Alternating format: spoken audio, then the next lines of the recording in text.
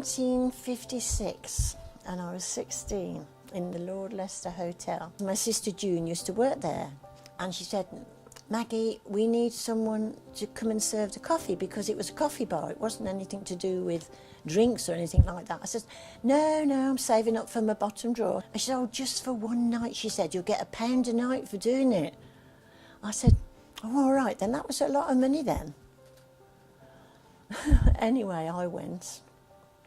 The most handsome man I've ever seen in my life behind the bar. And I just fell hook, line and sinker. And my sister said, you don't love him? I said, I do. I really do love him. She said, Maggie, for goodness sake, you're only 16. I said, I know. He always used to make me laugh.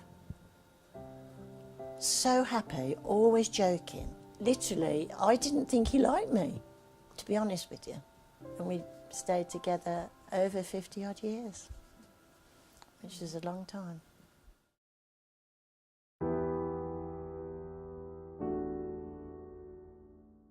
He used to bring me a cup of tea every morning in bed, brilliant.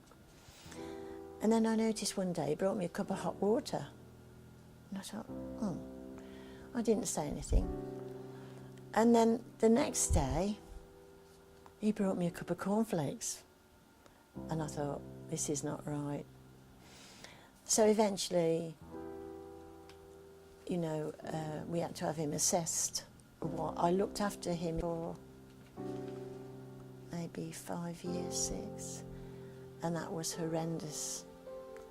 Horrendous. But when you love someone that deeply, then they're part of you and that's your partner in life. And when you do it out of love, it's not really that much of a chore. But it did become very difficult in the end. And I literally did everything for him.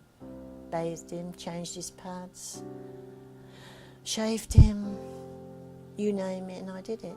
My son said, you're not coping. Obviously I wasn't. So that's when I moved in with my son. But it wasn't the same.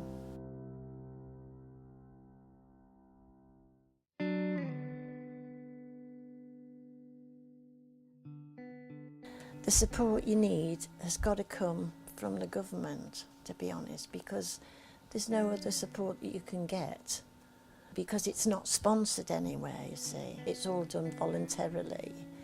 So whatever you do for the Alzheimer Society, you have to raise it yourself. We need more support for the Alzheimer's diseases. You do get help as regards people coming and taking the person out for a day, but you're on a time limit. I was on a time limit and my life was run by the clock, but he was never still. You know, he was up and down, but you see, he was such an energetic person, so fit to that.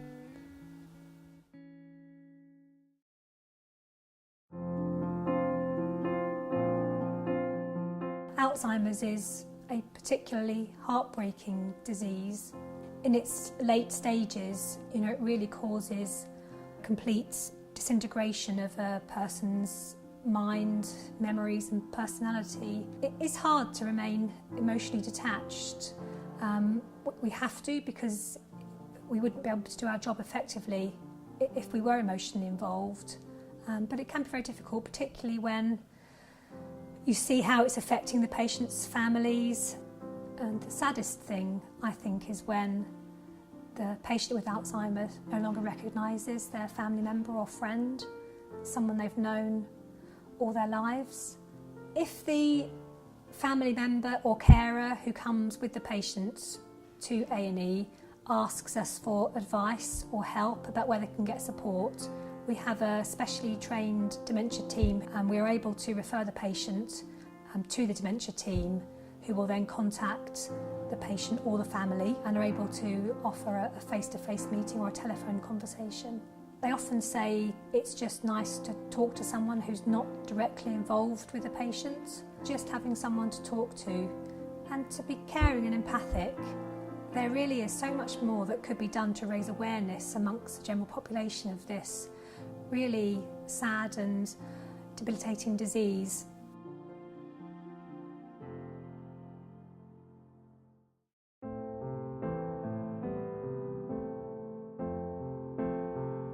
It's not until you experience these things yourself that you can have any comment on them. Because I think anything you do through life, you have to experience. Have compassion. Have a lot of compassion for these people because they don't understand. And you need kindness and to help them to remember their memories. We used to talk about his army days. The best memories of my husband was the dancing. We used to look forward to that every Saturday night, but we used to dance everywhere, literally everywhere, and all the places that we went all around, and we used to do fancy dress. I dressed him up as Marcus Zorro, and I went as Miss Valentine, and we won first prize. We won a magnum of champagne, and that was absolutely fantastic. And these memories are so vivid in your mind, which is really great, you know.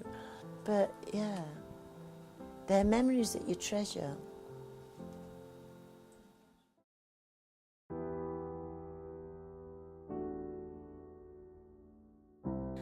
The loss of someone that you used to know, and then you become not to know.